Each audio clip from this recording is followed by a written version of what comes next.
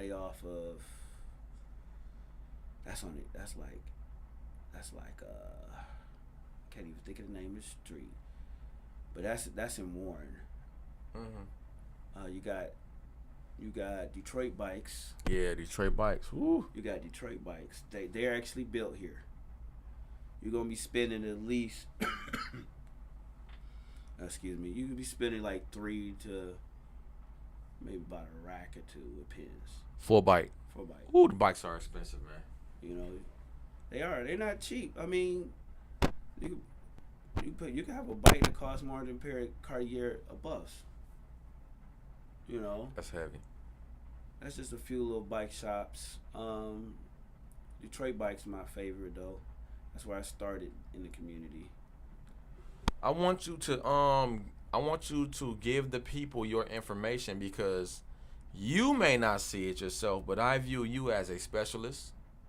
You are the first person that I will call if I had anything that was wrong with my bike, or if it was something about my bike that I could not fix, that I know that you can, for the right price, with parts and labor and everything that you can handle it for me.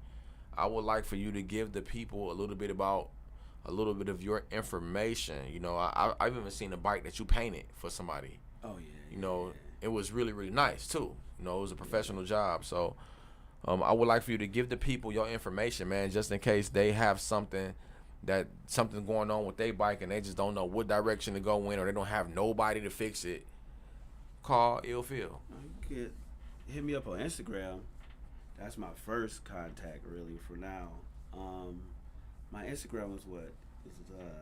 Ill Feel underscore 313. Yep. Ill Feel 313. And you just inbox me and I can communicate you through there. I don't got like no business account and all that yet, so, but I've been really just, if I can't get to it, I know other shops and all that can communicate. You're a good reference. Yeah, I'm a good reference.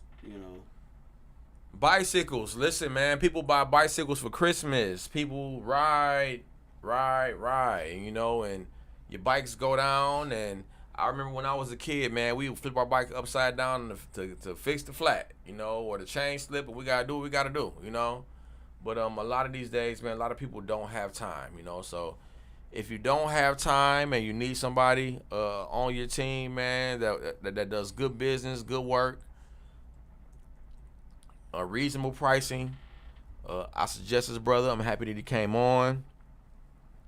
And listen, man, I'm happy to have you. Thank you for coming. No problem. We're going to move on with the show. I want to drop the station ID real quick.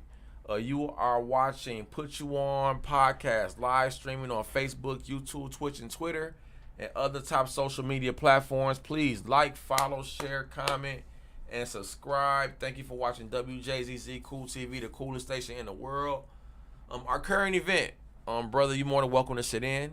You're more than welcome to leave, whatever you got to do. We're pretty much done with your segment of the show, but I got a little while longer to go. So if you want to shoot a run, you got something to do, you're more than welcome to step out. If you want to stay in, get out your way. Okay. Get out your way, brother. Well, I appreciate you. Thank you for coming. No problem. It was a wonderful show, very informative, and my God, I love you, man. I wish I would love you too, man. Wish it was a little bit more entertaining, but no, man, you gave the people what they needed to hear. Hey, shout out to all bike life. If I ain't name you, I love you still. There you go. All love. All love. All right. Thank you. So listen, man, we're moving on with the show, guys. Our current event for the night is the Black Lives Matter. If you're not familiar, Black Lives Matter in 2020 has generated over $90 million. I'm not going to dedicate this segment to Black Lives Matter because I'm not into shitting on black folks. I love my people, but this is something to talk about. My father actually encouraged me to not put as much emphasis on Black Lives Matter because there were other groups who benefited financially off of the murder of black people in the hands of white people, i.e. George Floyd. You know, got Tamir Rice. We had Trayvon Martin. We had what was the brother name? Michael. No disrespect, I forget his last name. The heavyset brother that was selling CDs outside of the store, I think it was in St. Louis. I think it was in St. Louis, and he ended up being murdered by a cop, a police officer. But listen, we have these groups that benefit off of the murder of black people. Black Lives Matter stands out to me because they are in the headlines. They are the forefront of stories. They are the ones that the media, Fox, Candace Owens, that people are talking about when it comes to black people starting programs to actually benefit financially from the death of black people, right? Black Lives Matter, again, generated $90 million. The founders, she's actually is being questioned about where the money has went. She's actually being questioned about what did they do with the money. And I sat back, I watched a couple episodes, and it's not entertaining, but it makes me think about not only Black Lives Matter, but hell, the NAACP, they generated over $100 million during these times. And there's been other groups of nonprofit organizations that's benefited off of the death of African Americans. And it only makes me think that, like the Black Panther Party for Self-Defense, the Nation of Islam, it makes me think about Huey P. Newton. It makes me think about Angela Davis and Marcus Garvey and a lot of African Americans who fought to be able to, who fought for this cause. You know, what would the Black Panther Party for Self-Defense, what would they have been able to do with $90 million, right? They actually had breakfast programs for children. They invested the little that they did have into the community to be able to give their people a head start. We got Maya Angelou. We have so many African Americans in our history timeline that actually fought for black people when it has came to these differences, you know. So let's talk a little bit about what the Black Lives Matter movement did once they received this income, this large amount of money. One of the founders, they bought a $6 million house. She hired her brother. She gave her brother over $1 million and gave him a salary over $100,000 a year. They did do things. They did fund transgender nonprofits, charities.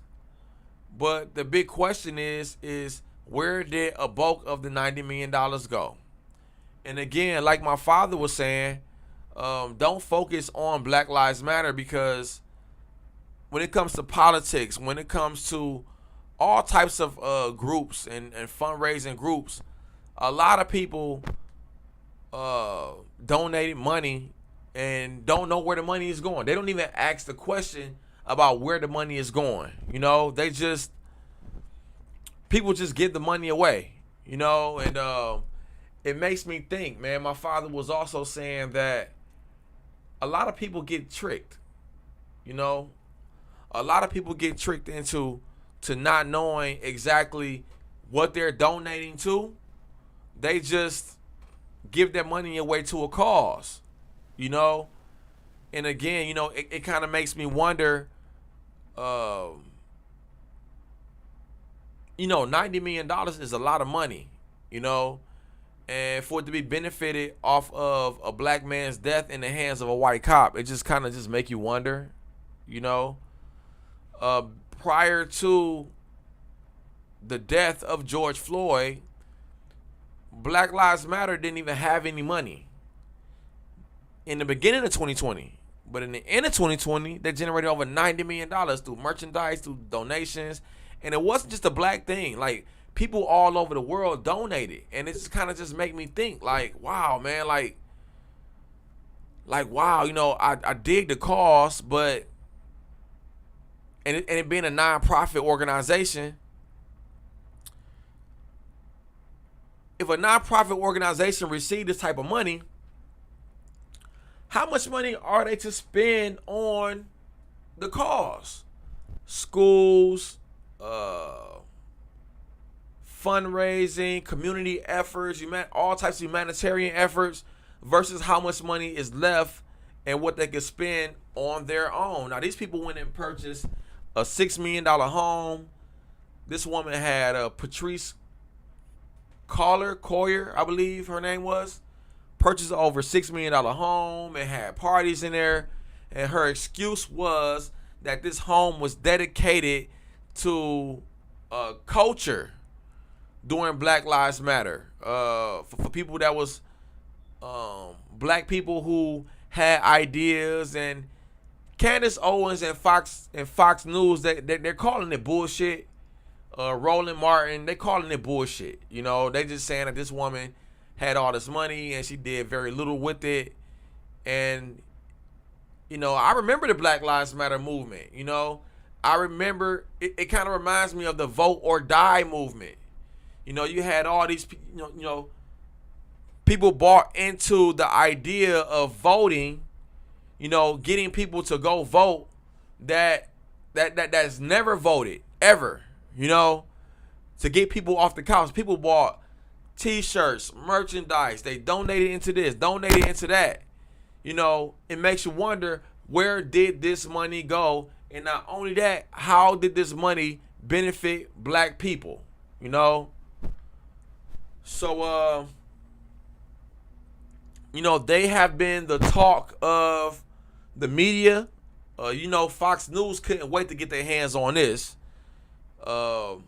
Candace Owens actually went to the house of Patrice Collier. Please forgive me for stating her name wrong. But Candace Owens took a camera crew to this $6 million house that she's purchased to ask questions about this house. I'm pretty sure that a nonprofit organization, when you receive funds for a nonprofit, is not for your own personal gain. This woman had parties at her house, right? And I guess that Candace Owens, her goal was to communicate and talk to her about what was the purchase for. You bought this house for what, right? So, I would encourage you guys to look into it. I received as much information as the news has given me.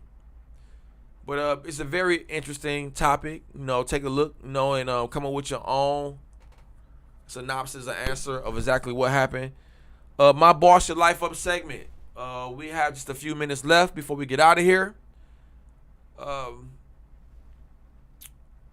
My Boss Your Life Up segment that goes hand in hand with my topic for tonight is taking from people. I actually had to chastise my daughter. She's 10 years old for taking something that did not belong to her.